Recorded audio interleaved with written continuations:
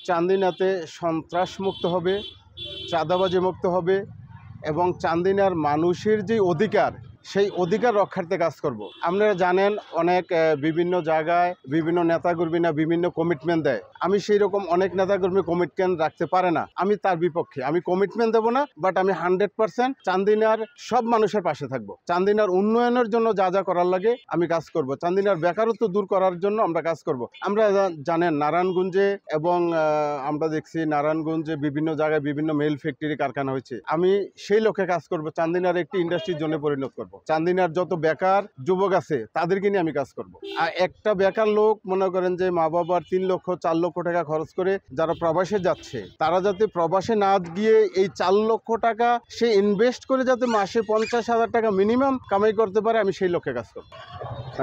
আমরা জানেন তীব্র গরমে আজকে কমপক্ষে আপনার 39 ডিগ্রি সেলসিয়াস গরম আজকে আমাদের এখানে। তো আমরা জানি কেন্দ্রীয় আওয়ামী লীগের নির্দেশে আমরা এখানে দিনমজুর, রিক্সা চালক, পথচারী যারা আছেন এখানে সবার জন্য আমরা বিশুদ্ধ পানি এবং খাবার স্যালাইন আমরা ব্যবস্থা করেছি, আমরা তাদেরকে দিয়েছি। আমরা জানেন চান্দিনা উপজেলা নির্বাচন ইতিমধ্যেই আরম্ভ হয়েছে। 5ই জুন আমাদের চান্দিনা উপজেলা পরিষদ নির্বাচন। আমি একজন উপজেলা নির্বাচনের চেয়ারম্যান পদপ্রার্থী। আমি চান্দিনাবাসী সকলের দোয়া ও সহযোগিতা কামনা করছি। আমি যদি নির্বাচিত হই একটি সুন্দর একটি সমৃদ্ধ চান্দিনা গড়ে তোলার চেষ্টা করব।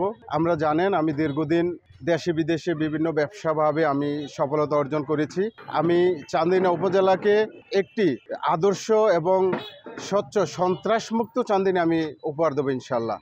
আমরা জানেন আমি ব্যবসায়ীভাবে একজন সফল ব্যবসায়ী হয়েছি। গণপ্রজাতন্ত্রী বাংলাদেশ সরকার থেকে আমি বাংলাদেশের জন্য অবদান রাখাতে আমাকে সিআইপি নির্বাচিত করেছেন। আমি সেই আলোকে লক্ষ্য করে আমার পূর্বের অভিজ্ঞতাতে কিভাবে একটি জাতিকে, একটি উপজেলাকে একটি স্বচ্ছ এবং সবল উপজেলা উপহার দেওয়া যায়, আমি সেই লক্ষ্যে কাজ করব। হ্যাঁ, আমি আশা করি, আমি তো বিজয় সম্পর্কে আমি 100% আশাবাদী। আমি চান্দিনাবাসীর কাছে একটি কথা বলবো, আপনারা আপনাদের ভোটটা এমন লোককে প্রয়োগ করবেন যিনি আপনার চোখে যিনি ভালো। আমি যদি ভালো হয় সেটা আমাকে আপনি প্রয়োগ করবেন। আমি আপনাদেরকে একটি কথাই বলি, আমি এই চান্দিনার কোনো অংশ থেকে আমার জীবনে আমি দিয়েছি।